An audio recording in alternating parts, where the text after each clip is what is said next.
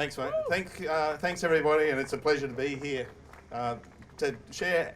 I was going to say my northern story, but my wife Lynda's here too, so it's our northern story. Gee, those lights are bright. So I grew up in Brisbane, and in 1989 I joined the army, so I wanted to learn to fly, and I was really fortunate that after I graduated, I was selected to fly a Black Hawk helicopter. You can see there, and we were posted to Townsville. We'd never been up in the north. We had no idea what we were getting into, and it was a defining and probably the best thing that ever happened to us because we ended up being here.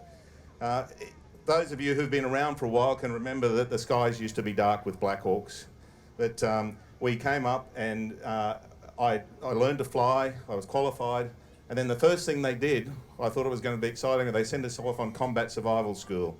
It was basically about learning how to survive if you're in a really difficult environment. We spent weeks in different places, eating not much beyond insects. I really need that after Christmas at the moment, I can tell you. But just as Pricey said, what struck me, what amazed me is that we did desert survival, we did jungle survival, we did sea coast, we did islands, we did everything we could, and it was all within half an hour of Townsville. And it was just struck me about what an incredible place this really is and what a great adventure we're going to have here. We did have some quite good adventures because the first year we were here there was a cyclone, and it was a particularly big one. It was in 1990 and it was called Cyclone Joy, and for those of you who might remember back that far. And it formed in the Solomon Islands and it tracked towards Cairns, and it sat off Cairns just before Christmas, and then the day before Christmas it suddenly turned at Category 5 and headed for Townsville. And I remember that the front page of the Cairns Post had a headline, "Cairns wishes Townsville joy for Christmas." So I learned a lot more about about intercity rivalry in the north as well that year. But I came home and said to Lynda, it looks like there's going to be a bad cyclone. I have to go and take a Black Hawk helicopter and we have to fly off out west somewhere where it's really safe. And then after the cyclone's gone, we'll come back and clean up all the mess. And she said, well, what about me and the baby? I said, well, they didn't mention you. So we're talking about adventures. Poor old Lynn got left on her own to face her first cyclone. But then after that, things have changed a lot more and we started to go from there. So it was an amazing experience, and we spent a lot of time flying here. And one of the great experiences I had was flying from Townsville to Perth for exercises. And it doesn't sound much to us, but it's actually further than London to Moscow. And a lot of people don't realise that. And if you fly from London to Moscow, you're going to see an awful lot of people, an awful lot of history, and an awful lot of really big cities. When we did it, you overfly 6 towns and 7 deserts. There was 2.5 days in a Black Hawk, and to stop ourselves getting bored, we would have competitions counting kangaroos or emus, or in fact camels. But we started doing a lot of flying, and we were doing some really interesting stuff with night vision goggles in the early days, and I ended up training with special operations with the SAS, and it was, people used to say that it turned night into day, and it didn't. It was really demanding and sometimes very dangerous. And one night that I certainly won't forget was the 12th of June 1996. The unthinkable happened, and we had a horrific accident. We had a mid-air collision between 2 aircraft. I was flying one, and it was we ended up having losing lots of bits of the aircraft. Both aircraft exploded and crashed in flames, and very sadly 18 of the 28 people on board were killed. And if you look at that photo up there, you can see that's all that was left of the aircraft. There's just a couple of molten rivers of metal flowing down along the ground. It was so intense, the heat from what was happening there. It was a difficult, disturbing time, but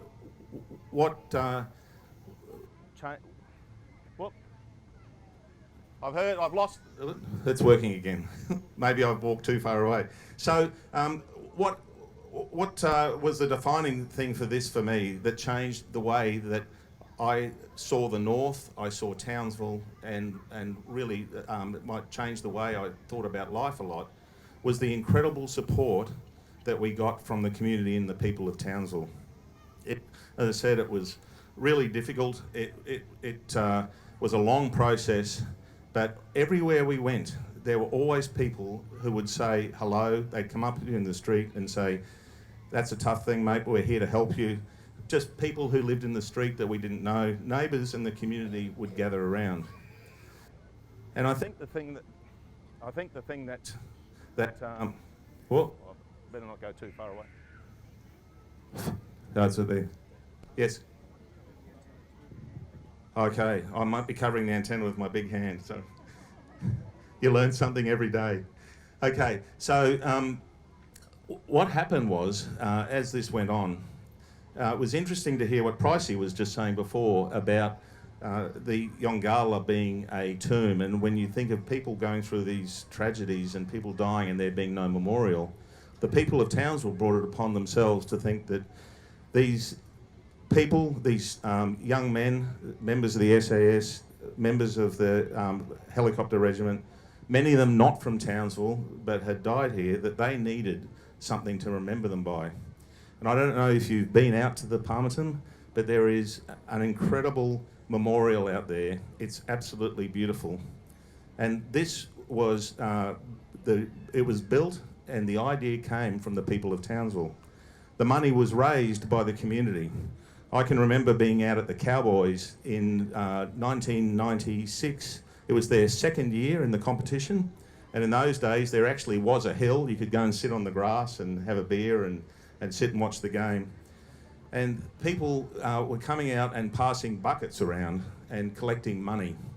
And in the end, the money was raised, and there was a contribution from the Townsville City Council. And in 1997, this magnificent memorial was dedicated, and it's still there today.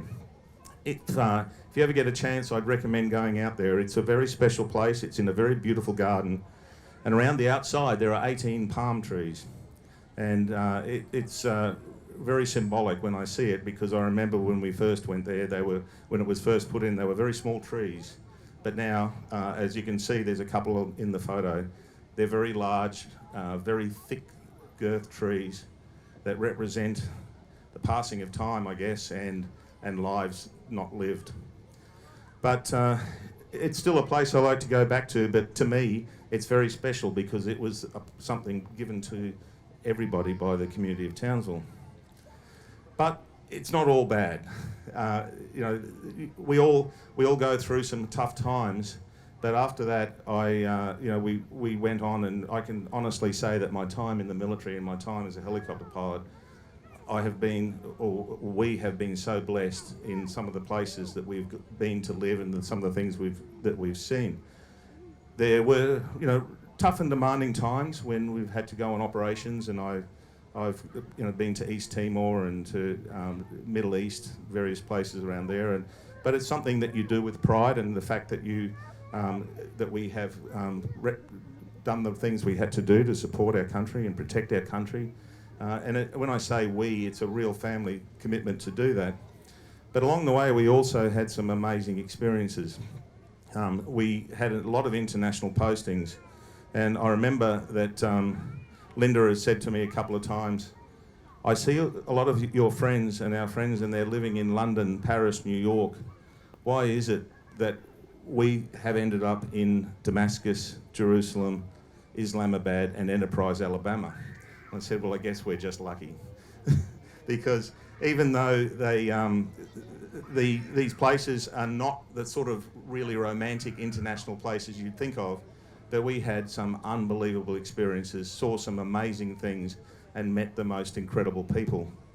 Now, that photo there is from our last posting. I had the pleasure of and the honour of studying at the National Defence University in Pakistan, and then I was the defence attaché for 3 years. And who would have ever thought that I would be standing next to this incredibly looking gentleman at the base of the Himalayas, where China, Afghanistan and Pakistan come together. It was just in a place called the Hunza Valley.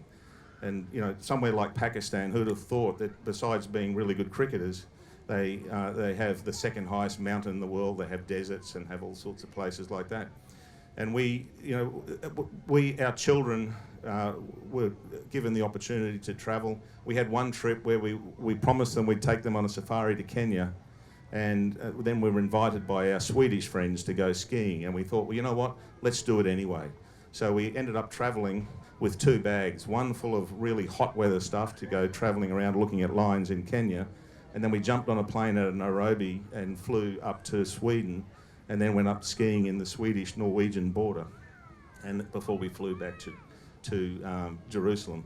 And they were just, you know, amazing, incredible experiences. But then, unfortunately, with the passage of time, as much as I enjoyed what I was doing, it came time to start thinking about doing something else. After 30 years, as much as I'd like to keep flying, you just start to get a little bit too old and you need to start thinking about doing something else.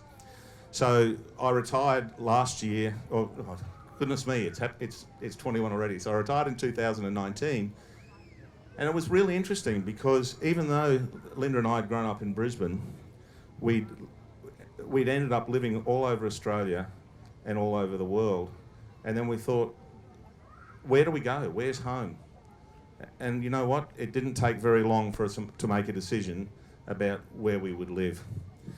And you know, a lot of that goes back to that time I was talking about, and the memorial and the warmth and the real genuine care that we got from the community in Townsville. I think that was a turning point because Townsville is unique in a lot of places that I have lived around the world. There is this incredible bond and relationship between the Australian Defence Force and the people and the community.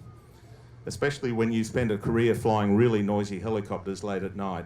People are always complaining about the noise when we go down south. They're worried about what's happening. But when you come and you fly in Townsville, people are happy to hear that noise. They really respect you for what you do, and it was a community that we really felt a part of. The great thing about it too was the weather, but when we were coming back, we said we raised a family here, and we had our son and daughter, but they're now just turning 30. But we've got a new family, and I've got a photo of the new family up on the wall, up on the floor there. So they are 2 Pakistani street dogs. They were rescued off the streets of Islamabad, and the one on the left is Chili. She's a Indian pariah dog. They're a very ancient breed of dog. And she was running around and she was having rocks thrown at her and people were kicking her and we didn't know what to do, so I brought her home. And the idea was that she would just live in our house and she would patrol the grounds and keep us safe at night and live outside and be this wild street dog who would keep us safe. I came home and Lynda had knitted her an aqua pullover, and she was sitting on her lap and it's resplendent in her aqua pullover, and her name, I was going to call her Chamundra, which was the Hindi goddess of war, vengeance and retribution. Lynda called her Matilda, and so Matilda in her aqua pullover wasn't exactly what I had anticipated, but she is a fabulous dog. We called her Tilly for short because we're Australians and we always cut everything short. But the staff that we had lots of Pakistanis who we worked with, and they didn't understand we were saying Tilly and they called it Chili. So Chili it has become. And the other one, I was going to say one of them's Chili and one of them's Yoda. I was going to say which one's Yoda, it's not hard to tell. But we inherited her from our South African friends, and she's a Saluki cross. And it was ridiculous to pay a huge amount of money and bring these dogs back, but you know what, they were our family, and we're thinking where else would these slumdog millionaires, after what they went through, deserve to live than to become Townsville residents as well. So now they have just had the most wonderful time. When Pricey was talking about, are there any new North Queenslanders or Northerners? Well, these are 2 new Northerners and they are absolutely fascinated. Who knew that kangaroos and wallabies were put on this place? When they're out the back and we go for a walk, they think they're just the most amazing things you've ever seen. But, you know, after all of this time, you go through, the experiences we've had, we've seen places that do it tough.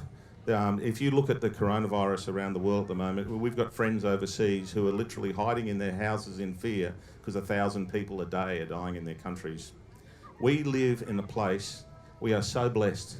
We are happy, we are prosperous, we are safe, and we are healthy.